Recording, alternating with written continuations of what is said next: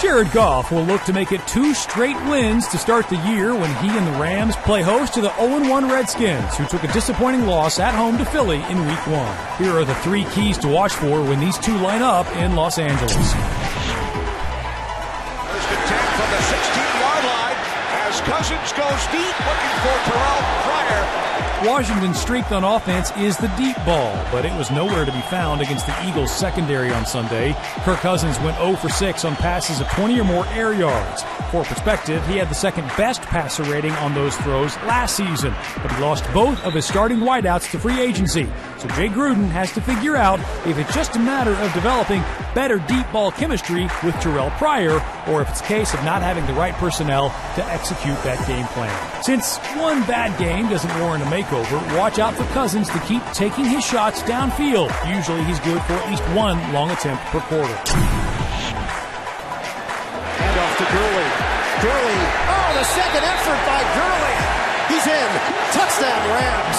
Todd Gurley was able to find the paint Sunday, but he was not able to do much else as a runner. He averaged just 2.1 yards a carry Sunday, and there is plenty of evidence as to why that's so worrisome.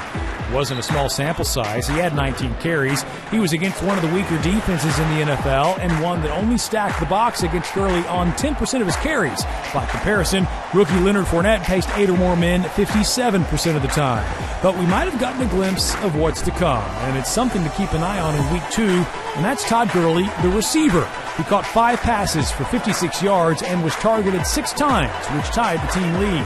Week 2 will be telling if part of the Rams' offense is turning Gurley into more of a dual threat back in the mold of a Le'Veon Bell. Protection hands up. Throws it. End zone. Touchdown. Cooper Kupp. And the number one thing to watch for in this one, Jared Goff, and specifically how often he throws into tight coverage.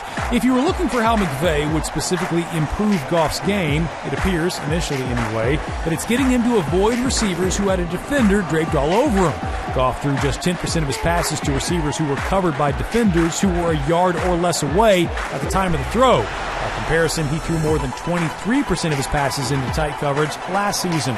Will he have time, though? The Colts only blitzed him 19% of the time, but Washington blitzed Carson Wentz 48% of the time. So the defensive philosophy Goff faces in Week 2 could be very different.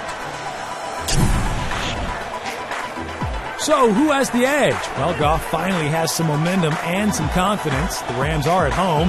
Aaron Donald will be back to collapse the pocket, and Washington still has no run game to speak of, and they're facing some chemistry issues that directly impact what they're good at. So Los Angeles is our pick to start the year 2-0.